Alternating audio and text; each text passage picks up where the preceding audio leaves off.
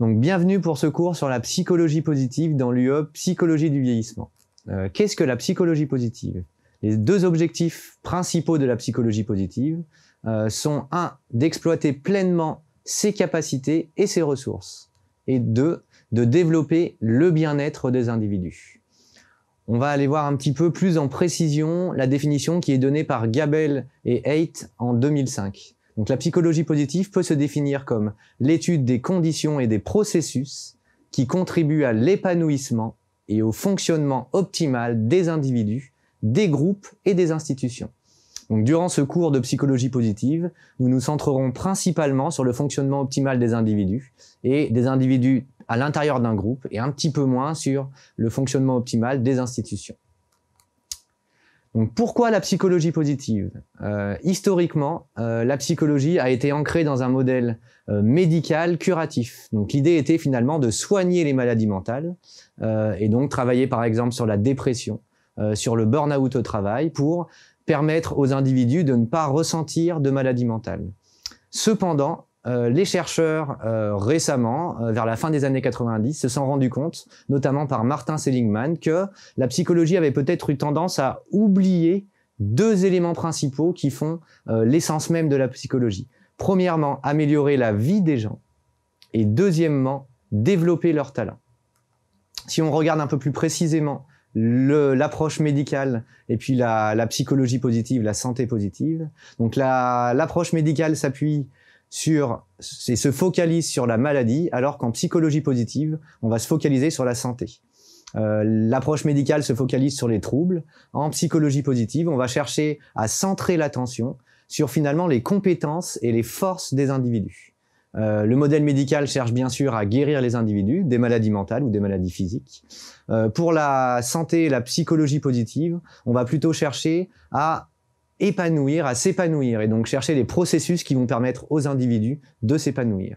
Et enfin, le modèle médical se centre nécessairement sur les personnes qui sont malades dans le but de les soigner. En psychologie positive, finalement, ça s'adresse à tout un chacun et à tous les individus pour permettre d'optimiser son fonctionnement dans son quotidien et, in fine, son bien-être.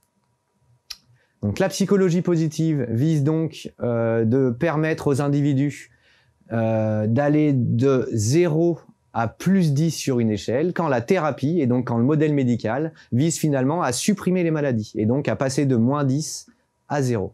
Ce qui est important de comprendre, c'est que les mécanismes qui permettent de passer de moins 10 à 0 ne sont pas les mêmes que ceux qui permettent de passer de 0 à plus 10. On peut illustrer par exemple par les émotions négatives et les émotions positives.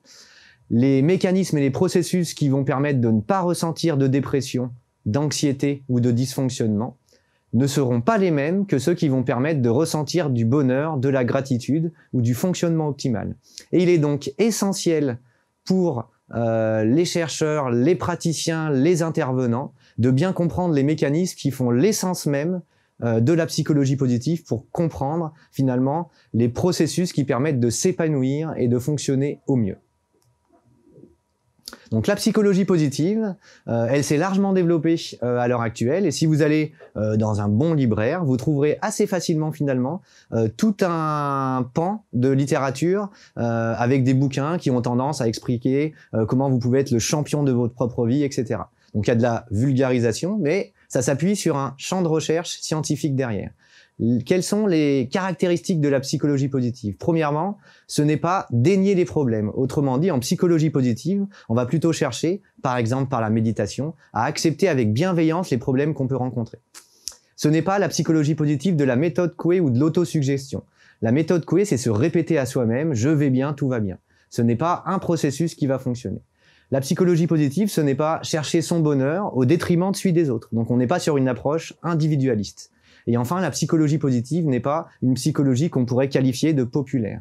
Pourquoi? Parce que c'est une psychologie qui s'appuie vraiment sur des approches et qui est orientée sur une approche scientifique. Autrement dit, les interventions sont vraiment ancrées théoriquement. Ça veut dire qu'il y a tout un corpus de chercheurs qui ont testé et mis à l'épreuve des faits finalement les processus, qui ont mis à l'épreuve des faits des programmes d'intervention pour optimiser le bien-être et le fonctionnement optimal des individus.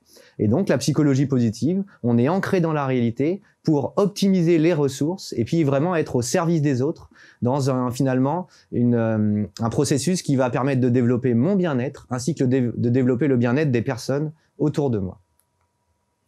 Et donc, si on se centre un petit peu sur les deux objectifs principaux de la psychologie positive, un premier objectif qui est relativement classique dans toutes les approches scientifiques va être de comprendre. Et ici, on va être de comprendre le fonctionnement psychologique sain et optimal des individus pour déterminer les déterminants du bien-être et quelles sont les relations et institutions qui vont favoriser le bien-être et l'épanouissement des individus.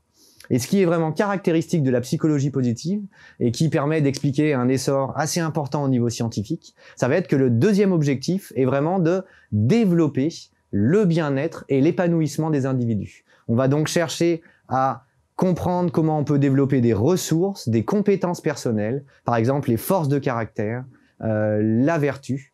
Et on va comprendre aussi comment, en développant finalement le bien-être autour de nous, c'est à notre service pour développer notre bien-être. Et comment les institutions peuvent mettre en place des modes de fonctionnement qui permettent à tout un chacun de bien fonctionner dans un environnement donné. Si on prend les trois niveaux de la psychologie positive, donc le niveau individuel, le niveau interpersonnel, donc c'est ce qu'on avait appelé les relations sociales jusqu'à présent, et puis le niveau sociétal, c'est ce qu'on appelle l'institution, vous avez ici, sous les yeux, l'ensemble des concepts qui peuvent être développés sur ces différents niveaux. Nous serons par exemple, dans notre intervention sur ce cours, plus centrés sur la notion individuelle, en essayant de comprendre le bien-être, la satisfaction de la vie, le bonheur, ce qui est en rapport avec les émotions positives et l'intelligence émotionnelle. Nous verrons aussi ce qui est en rapport avec la motivation. Et puis nous verrons des interventions qui visent par exemple à favoriser le sens de la vie et puis la résilience.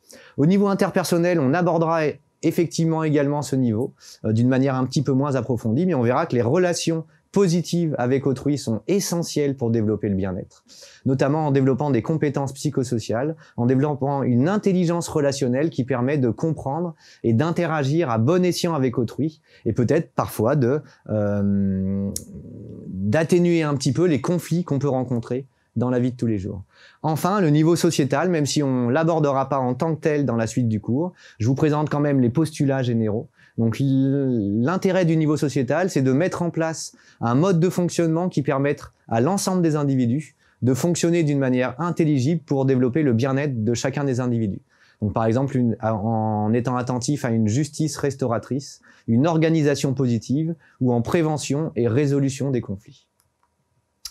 Merci de votre attention et je vous invite bien sûr à aller continuer votre apprentissage en prenant connaissance de la suite du programme.